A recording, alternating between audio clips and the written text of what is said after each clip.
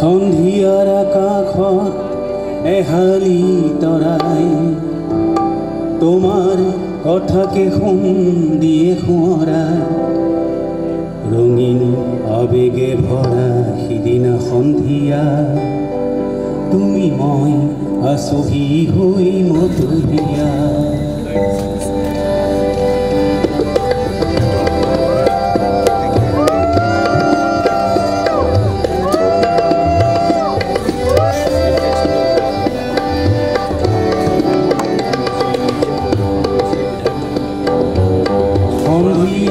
কাষতে হানি ধৰাই তোমাৰ কথাকে দিয়ে সোঁৱৰাই ৰঙীন আবেগে ভৰা সিদিনা সন্ধিয়া তুমি মই আছহি হৈ মতলীয়া সন্ধিয়াৰ আকাশৰ এহালি তৰাই তোমাৰ কথাকে দিয়ে সোঁৱৰাই ৰঙীন আবেগে ভৰা সিদিনা সন্ধিয়া তুমি মই আছহি হৈ প্ৰথমতেতো মই দিকপললৈ অভিনন্দন জ্ঞাপন কৰিছোঁ চেঙলৈ অভিনন্দন জ্ঞাপন কৰিছোঁ আৰু আচলতে আজি হ'ল কেইমাহমান মই আহিছিলোঁ ইয়ালৈ গ্ৰামান্যভূতিলৈ তেতিয়াই তেখেতসকলে কৈছিলে যে আমি গ্ৰামান্যভূতি যোনদিনা অ'পেন কৰিম আপুনি কিন্তু আমাৰ লগত থাকিব লাগিব আৰু তেওঁলোকক দিয়া কথামতে আজি আহিছোঁ আচলতে দিকপলহঁতৰ নিচিনা চেংহঁতৰ নিচিনা যুৱক আমাৰ সমাজখনত লাগে মানসিক যি হতাশাগ্ৰস্ততা নিবনুৱা সমস্যাই হওক সকলোখিনি যে চাকৰিমুখী আমি প্ৰধানকৈ অসমীয়া যুৱক যুৱতীসকল আমি যেতিয়াই ল'ৰা ছোৱালীক শিক্ষা দিওঁ আমি কওঁ চাকৰিৰ কাৰণে পঢ়া শুনা কৰা কিন্তু এনেকুৱা কাম এটা কৰিও যে স্বাৱলম্বিতাৰ পথ এটা বাছি ল'ব পাৰে বা আজি চেংহঁতে ইমানখিনি মানুহে এংগেজ কৰি দিছে আপোনালোকক মই দেখুৱাবলৈ পালে ভাল পাম আজি মই যি সাজ কাপোৰ পৰিধান কৰিছোঁ সকলোৱে জানে মোৰ টাইটেলটো ৰাজকুমাৰী মই আচলতে ৰয়েল ফেমিলিৰ পৰা বিলং কৰোঁ আহোম এই সাজযোৰ সেইকাৰণে পৰম্পৰাগত যিযোৰ সাজ আজি যিহেতুকে ইয়াত শাল কেইখন বহাইছা চেং 15খন শালৰ প্লেনিং কৰিছে 15খন শালৰ প্লেনিং কৰিছে য'ত মুগাৰ পাত তেওঁলোকে প্ৰডিউচ কৰিব এই মুগা পাত যে ব্যৱসায়িকভাৱে সফল কৰিব পাৰি বহুত শিপিনী আচলতে ইতিমধ্যে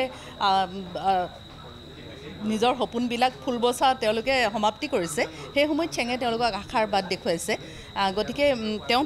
তেওঁ প্ৰস্তুত কৰা সাজ এযোৰে মই আজি পিন্ধিছোঁ ইমান সুন্দৰ সাজ এযোৰ আৰু এইখিনি ঠাইত ইমান ভিতৰৰ এটুকুৰা ঠাইত টাউনৰ মাজতে তথাপি ভিতৰত তেওঁলোকে যে এই আশা আমাক দেখুৱাইছে এই পথ দেখুৱাইছে তাৰ কাৰণে মই সকলোকে আহ্বানো জনাইছোঁ মই নিজেও সদায় গ্ৰামান্যভূতিৰ লগত জড়িত থাকিম আৰু চেং আৰু দিকপলৰ যি এই যুটীয়া প্ৰচেষ্টা এয়া সদায় এইদৰে আগবাঢ়ি যাওক তাৰ কাৰণে তেওঁলোকক আজি শুভ দিনটোত মই শুভকামনা জনাইছোঁ সেই সময়ত দিকপালৰ ইয়াত আহি মই গোটেই মিউজিয়ামৰ বস্তুখিনি তেতিয়া তেওঁ ঘৰৰ ভিতৰত আছিলে গোটেইখিনি চাই মই তেওঁক অনুপ্ৰাণিত কৰি আগবাঢ়ি যাওক আমি আপোনাৰ লগত আছোঁ পিছত মই বিধায়ক হ'লোঁ বিধায়ক হোৱাৰ পিছত অসম চৰকাৰৰ অধীনত তেওঁক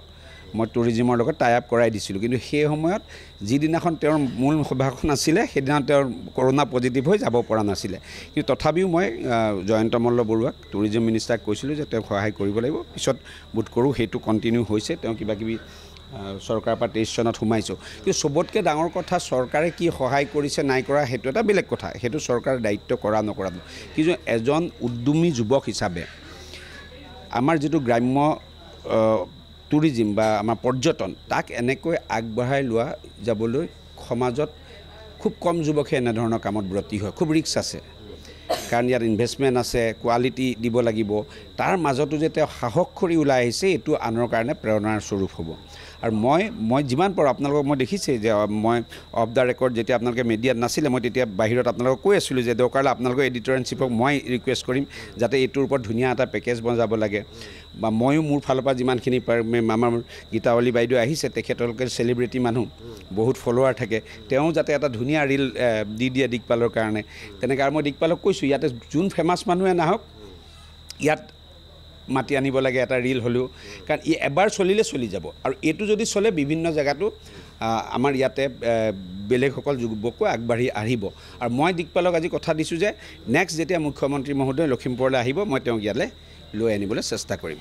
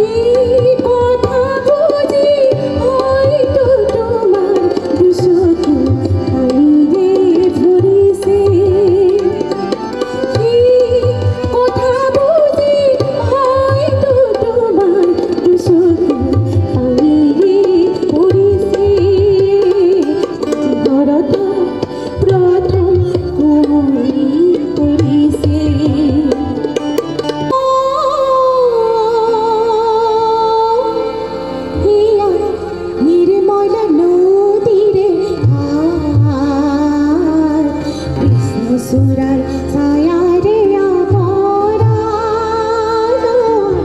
হিন্দুৰিয়া ৰহদয় ইয়া নিৰ্মল নদীৰে ছায়াৰে অপৰাধ হিন্দুৰিয়া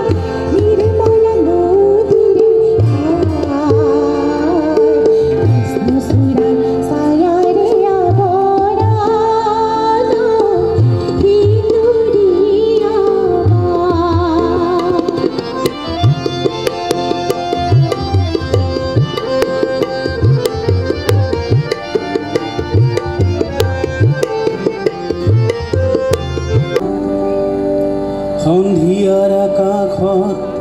এহালি তৰাই তোমাৰ কথাকে দিয়ে সোঁৱৰাই ৰঙীন আবেগে ভৰা সিদিনা সন্ধিয়া তুমি মই আছহি হৈ মতলীয়া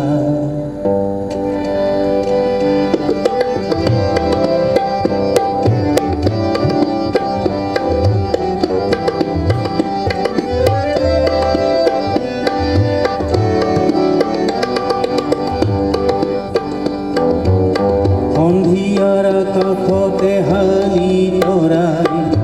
তোমাৰ কথাকে দিয়ে সোঁৱৰাই ৰঙীন আবেগে ভৰা সিদিনা সন্ধিয়া তুমি মই আছহি হৈ মতলীয়া সন্ধিয়াৰ কাষৰ এহালি তৰাই তোমাৰ কথাকে দিয়ে সোঁৱৰাই ৰঙীন আবেগে ভৰা সিদিনা সন্ধিয়া তুমি মই আছহি হৈ মতলীয়া সন্ধিয়াৰ আকাশত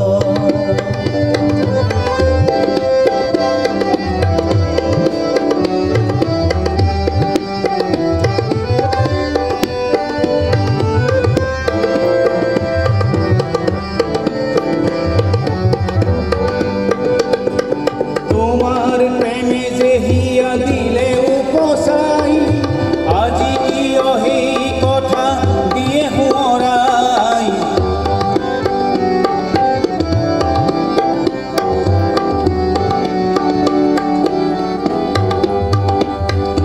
তোমাৰ প্ৰেমে যে হিয়া দিলে উপসাই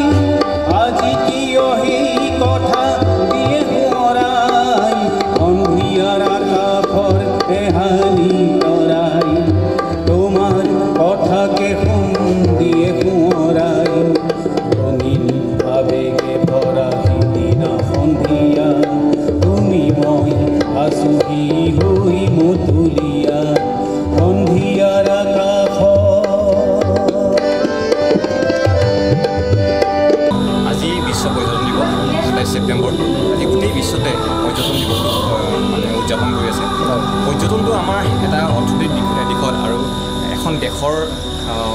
উন্নয়নত এটা ডাঙৰ অৰিহণা যোগোৱা এটা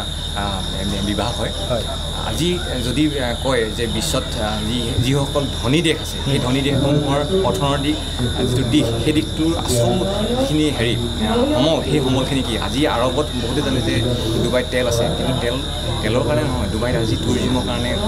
তেখেতসকলে ৰেভিনিউটো জেনেৰেট কৰি আছে আমি ইমান দূৰলৈ নাযাওঁ আমি গাঁৱলীয়া মানুহ আমি